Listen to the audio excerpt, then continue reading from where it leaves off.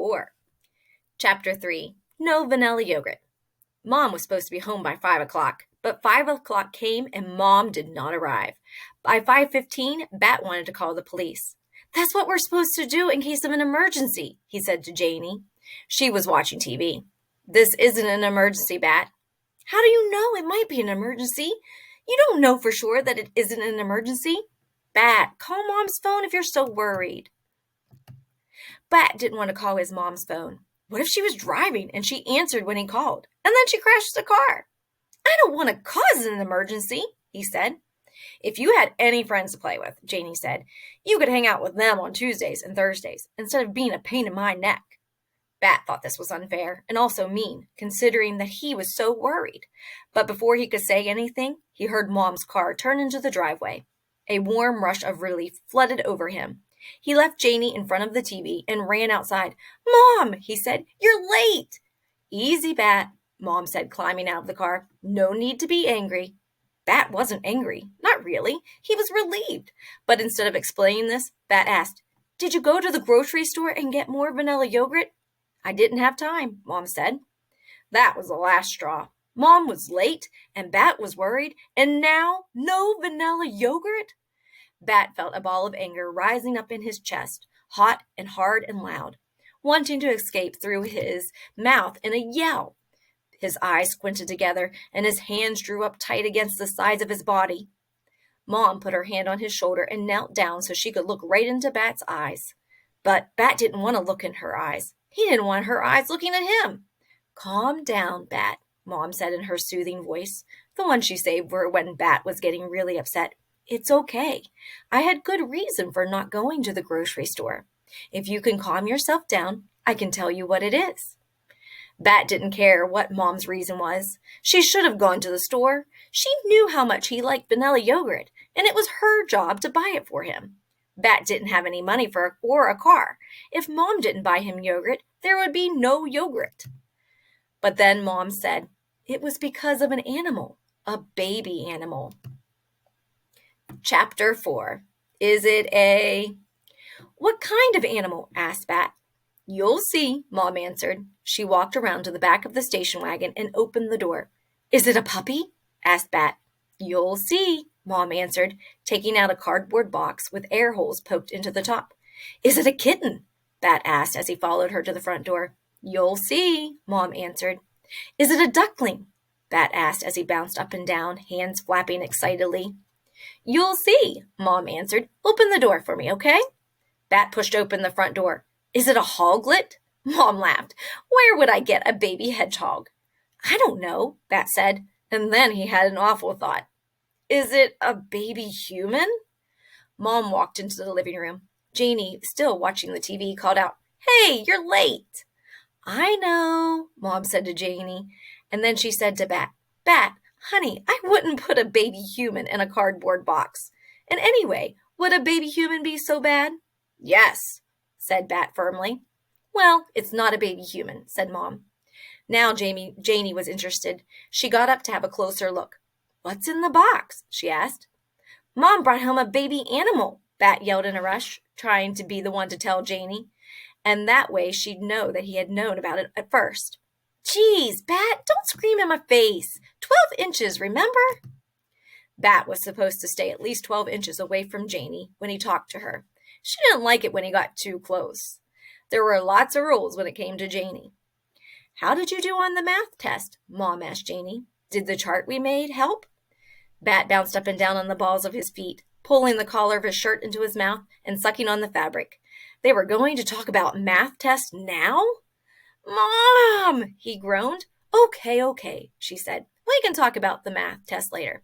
Come on, let's go into the kitchen. There is someone I want you to meet." Chapter 5. A Tiny Pink Nose. Mom set the box on the kitchen table. "Is it sleeping?" Bat asked, his voice a whisper. "Probably," Mom said. "Babies sleep most of the time." "What is it?" Janie asked. "Bat, do you want to open the lid?" Bat didn't answer. He was too excited.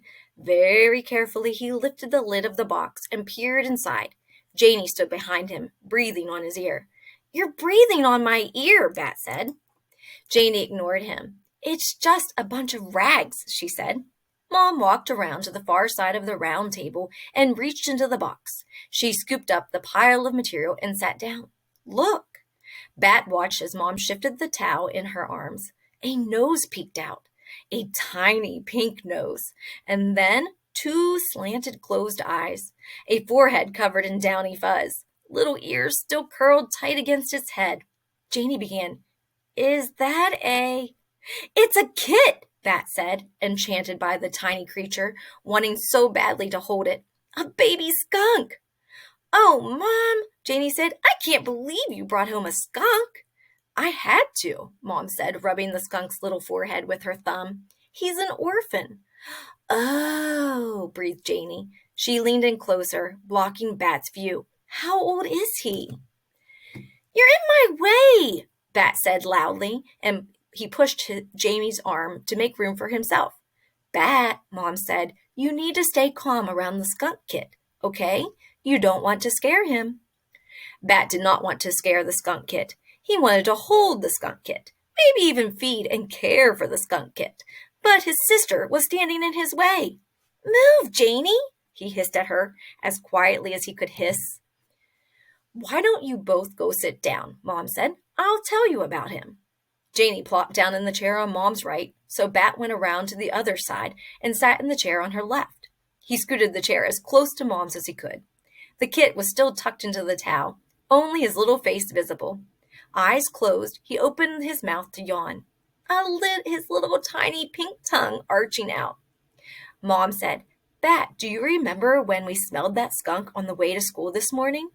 Bat did remember. They said they had smelled it just after they pulled off their street, Plum Lane, and onto Anderson Road. He had smelled it, and Mom had smelled it too. Bat had craned his neck, looking out each window carefully. He'd seen lots of people on bicycles. They lived near a college, and the students mostly rode bikes to class. And he'd seen other cars, and some people on foot.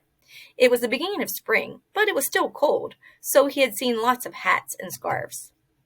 He'd seen an American flag on a flagpole in the front of the post office. He'd seen a red bus. He'd seen a sign that read, "Welcome to Quincy, a bike-friendly town." But he had not seen a skunk. Bat nodded. "I remember," he said. "Well, unfortunately, the skunk we smelled but didn't see was the mama skunk.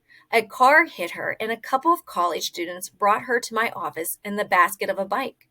She was there waiting for me after I dropped you off at school, injured and very pregnant."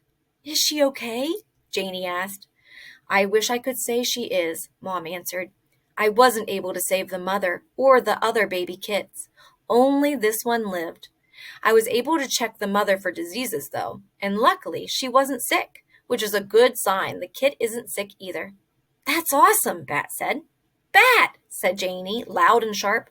The kit twitched and shifted, scared by Janie's voice. "How can you say it's awesome? The mom died! The other babies died!" Bat didn't mean that it was awesome that the other skunks had died. Of course, that wasn't awesome. He meant that it was awesome that this kit had lived. But it wasn't worth to try to explain it to Janie what he had meant. She usually misunderstood Bat. Most everyone did. "Can I?" Bat reached out for the kit, wanting so badly to hold him that his fingers twitched. "We can't keep him," Mom warned. "There's a wild animal rescue center that we can give him to in about a month, but they're too busy to take him just yet. So we can help him get bigger and stronger before we hand him over to the experts. They'll raise him until he's ready to be released into the wild, when he's about 4 or 5 months old." Then she passed the tiny kit, wrapped in towels, into Bat's arms. The kit was so small that Bat couldn't even tell he was in the towel, except for the tiny face that peeked out. He cradled the bundle in his arms. He felt his face stretch into a wide smile, so wide it made his cheeks sore. Come back for Chapter 6.